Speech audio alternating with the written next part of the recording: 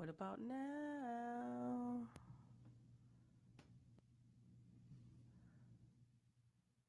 Can you hear me?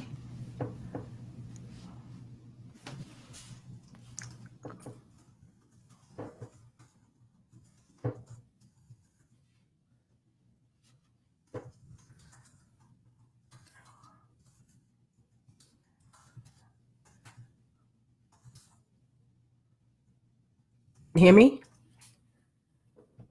Can y'all hear me now?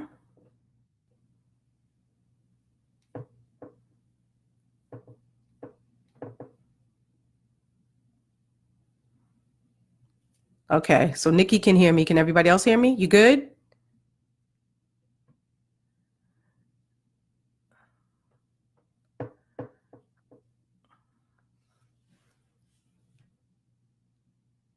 Okay. Anybody else?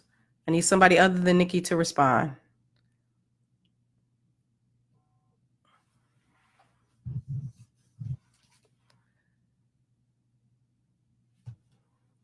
We can hear you now. Awesome. Now I can take these off. See, I told you.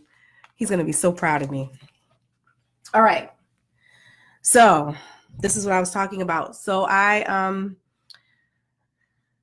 buried my sister a couple of weeks ago, my oldest sister. And I'm a bit of a delayed reactive person, and it was harder than I thought. And I needed a minute. I didn't have much to talk about over the last couple of weeks because I literally went to Portsmouth, Virginia. Shout out to all of my family. We went and buried her and then came back, and then I had a conference to go to the following weekend. So I literally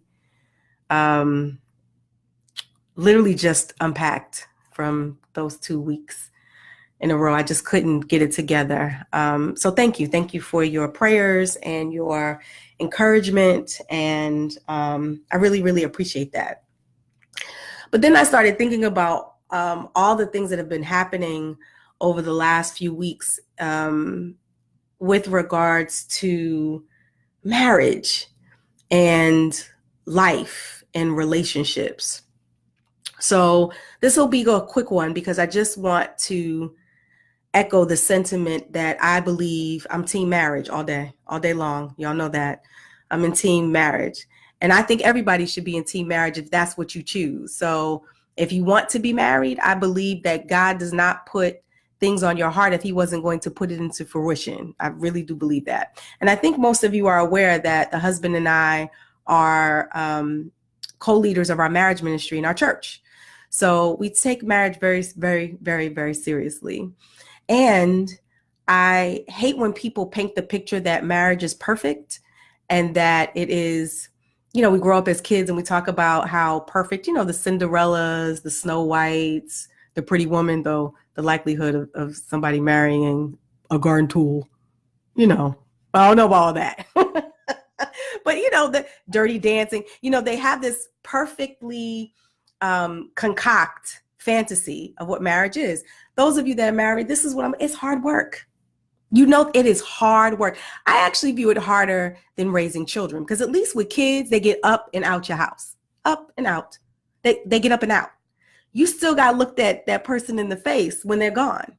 And if you consume yourself constantly with raising kids, they leave and now that person becomes a stranger. So I really do believe, I think it was Oprah Winfrey that says this, that if you strengthen and build the foundation of a marriage, two people who love one another, it really does change a generation because people get to see what love looks like. You understand what I'm saying? What love looks like, not settling, not go along to get along, not shacking up, what love looks like in the biblical sense, right? So lately, I feel like marriages are under attack for a variety of reasons. Maybe people don't feel like, maybe marriage is antiquated and it's not what people are doing now. It's not the trend, so to speak. Maybe it's personal experiences where they feel jaded based on what they saw growing up, or something as tragic as death, right? Something recently in the news about a celebrity being gunned down. And, I think about, for me, you make all these plans with this individual. You talk about things, you plan, you have all of these ideas about what your love will be and what it looks like. And then something comes in and intercedes. Now, usually that something is life, right? It could be anything. It could be, job loss, something happening with your family.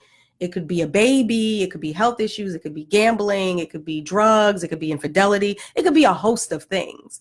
But here's the question that I pose everyone who comes to us for, marriage. I won't even say counseling because I don't feel like that's what we do.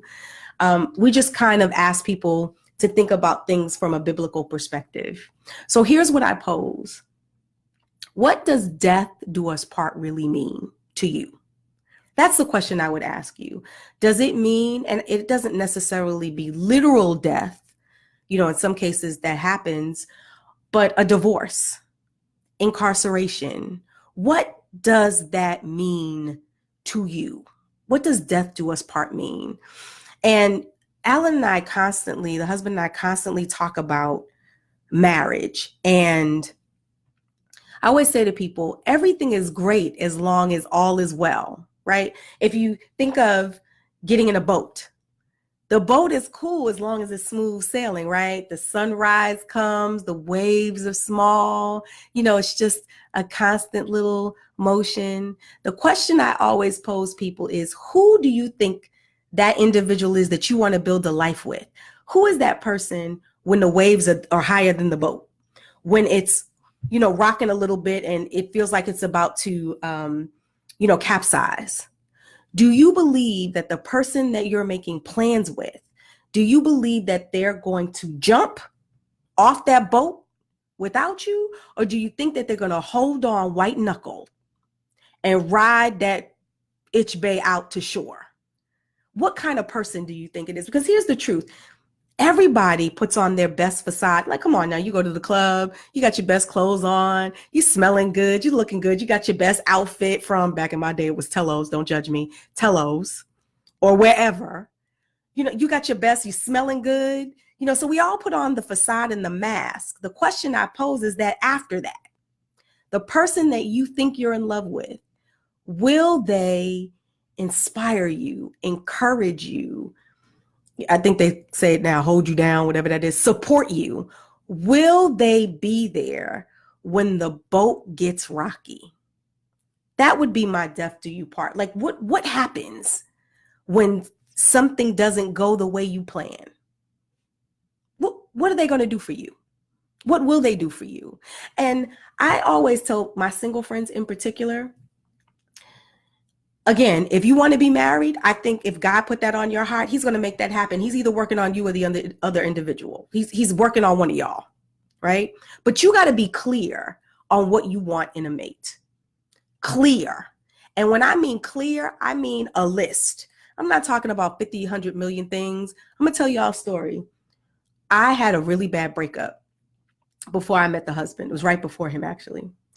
And I only asked God for 5 things. I said, okay, I need my man to have 5 things. I need him to be honest. I need him to be God-fearing. I need him to be faithful. Okay, I needed him to be faithful. I needed him to be funny, engaging, like someone I could talk to about anything. And I needed him to have a W-2. I needed him to have a job. Notice how I said W-2? I didn't say in the pharmaceutical business, some kind of illegal activity. He needed to be able to file taxes. That was my list, 5. I didn't ask for him to be tall, dark, and handsome, which was usually on my list. I didn't ask him to have 6 figures. I didn't ask him for a corporate job. Those were my 5 things. If you could give me those 5 things, a person with integrity and honor and love the Lord and could work, I'm good. I forgoed my box. You know how we all have a box we want our package to come in? I just be very clear. That's right, cousin. Be very clear on your intentions. And I mean that. Ask for what you want.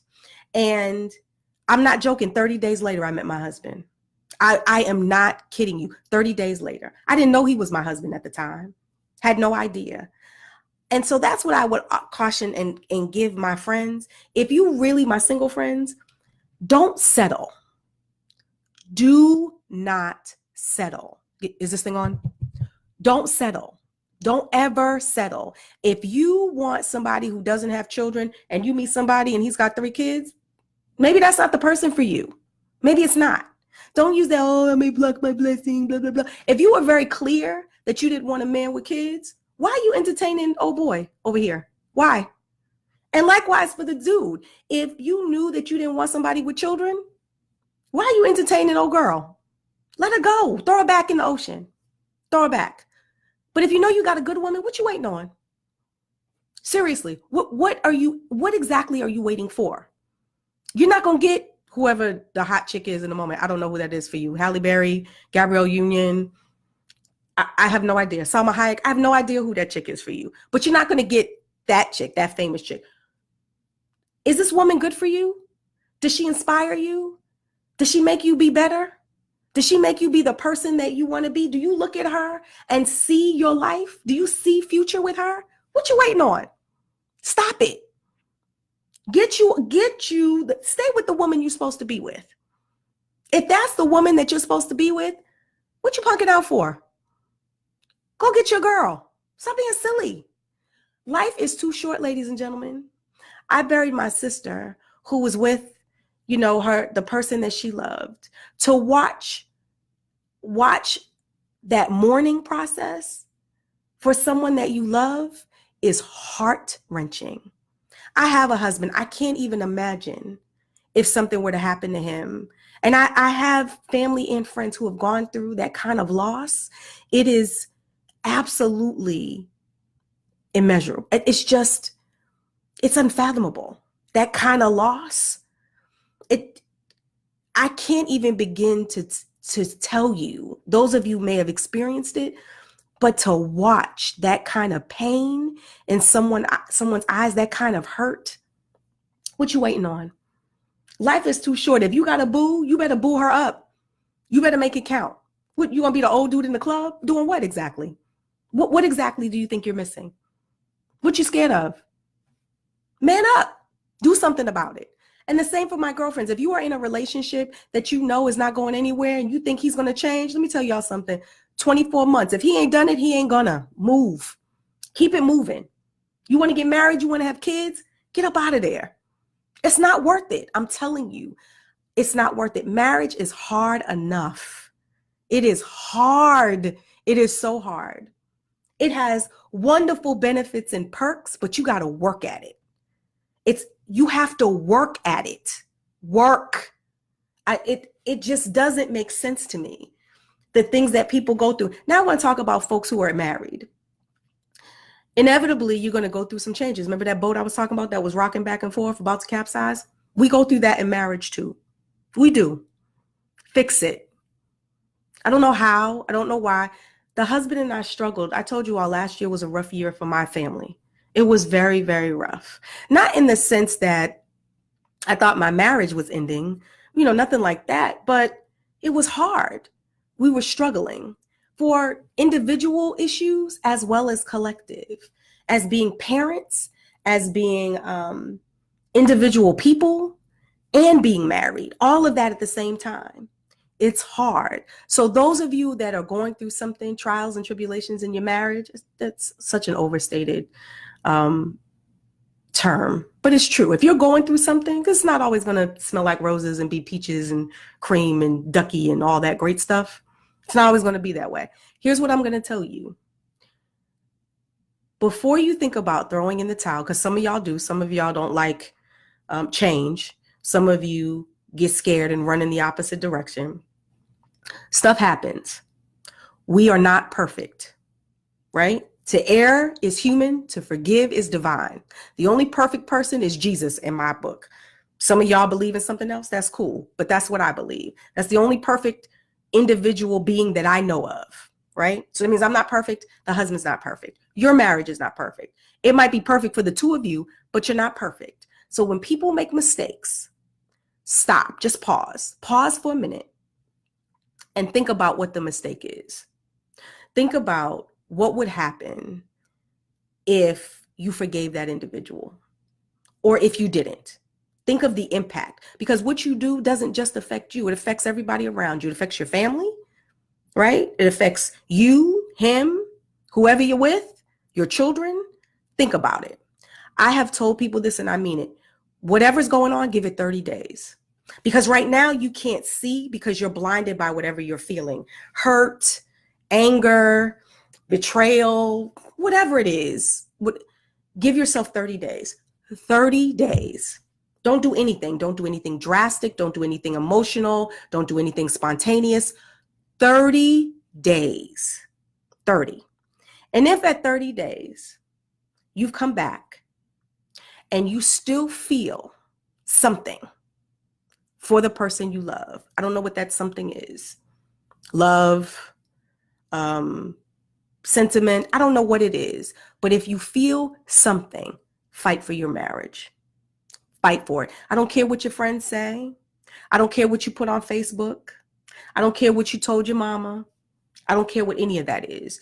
If you believe in your heart that you and this other individual are willing to work it out, go work on it.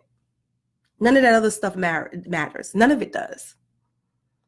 I believe that marriage is the sanctity and foundation of family. Not everybody believes that.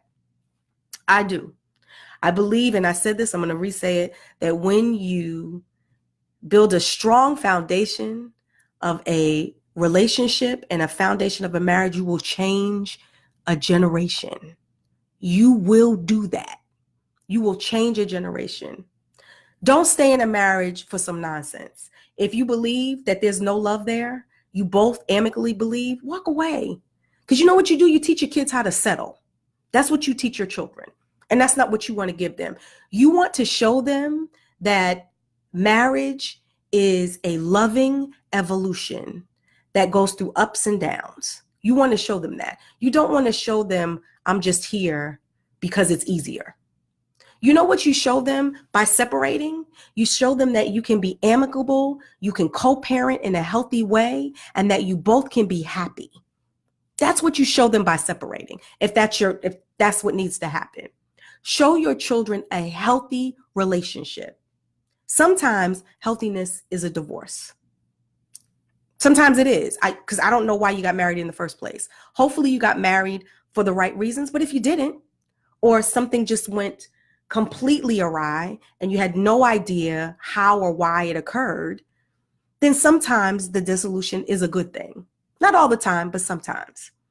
But think about the impact of what you do. Define your death do you part. Define it. I have told my husband, there are certain things that, and we've been together now. We have been married. We've been married 18 years, almost 18 years. We've been together 18, 19, 20. We've been together 21 years. So we've been together over 2 decades. And what I have said to him is, look, it's me and you, kid. We all we got. It's me and you. However we gonna make this work, we gonna make it work. And unless one of us decides that it's not worth it to the other, but if you both come in ready to fight for what's yours, that's my man. I promise y'all. You see my switchblade? I will cut a chick. Don't come for my man. Don't come for him. I will show you just how down I am. Don't let all this fool you. I will come for your neck. Don't take what's for me and mine. Don't do it. Don't touch my kids. Don't touch my man. Don't touch my people. I'll come for your neck. I will. Because I love my husband that much. And I'm willing to fight for him today. Till he says stuff like he's going to win the lottery and throw my china out. Another story for another day. So there's my story, folks. I promise, to the point. If you believe in love and marriage, again, you know that I'm Jesus filled. Fight for it. Pray for it. Don't settle. Don't be the old dude in the club. Take your woman for who she is. Love her for who she is. Right? That's all you have to do. Love her for if you love her for who she is, you inspire her, she will be better. And so will you. Be better. I'm telling you, man, don't do it. You can be married.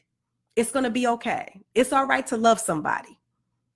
Don't let that other stuff. You could be the one that breaks you. People are so concerned. Why didn't have that growing up? I didn't see that coming up. You know what? You could be the one to break the curse. That could be you. God doesn't make mistakes. Y'all are bugging. I'm going to need y'all to fix this. Fix your marriages. Try. Life is too short.